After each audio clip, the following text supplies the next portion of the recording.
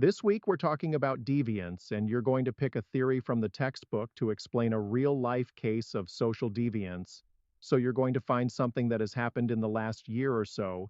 It can be a specific event that was in the news, or it could be an example of something that happens on a regular basis. Then you're going to choose one of our theories from the textbook and apply it to that case. So, a couple of tips for this one. Remember that deviance doesn't always have to be a crime. If you go use a public restroom and don't wash your hands afterward, that is considered socially deviant. But we know it happens all the time, and no one is going to get arrested for doing it, right? So pick something that's an example of a deviant act. It does not have to be criminal. Make sure that it's relatively recent. Last, know that the same kind of behavior or experience can be explained by a variety of theories.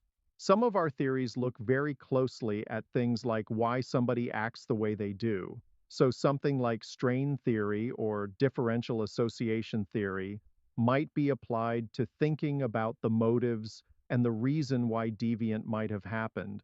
Something like neutralization theory might look at the post facto justifications for why somebody behaved in a certain way or why they felt like it was okay to break the rules in that particular time.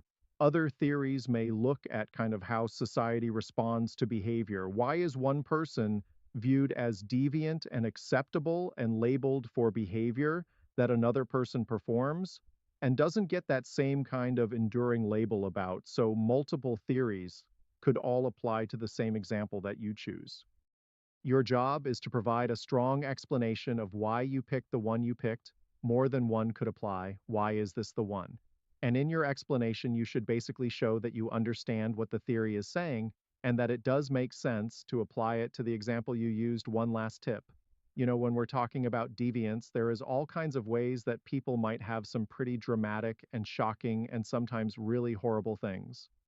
Finally, it is okay to talk about something that's a very big deal or a very serious topic, but please do so in a way that is respectful to classmates' potential boundaries.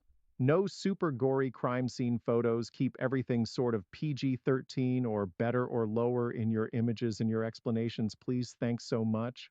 And I look forward to seeing, and I'm sure your instructor looks forward to seeing what you have to say this week.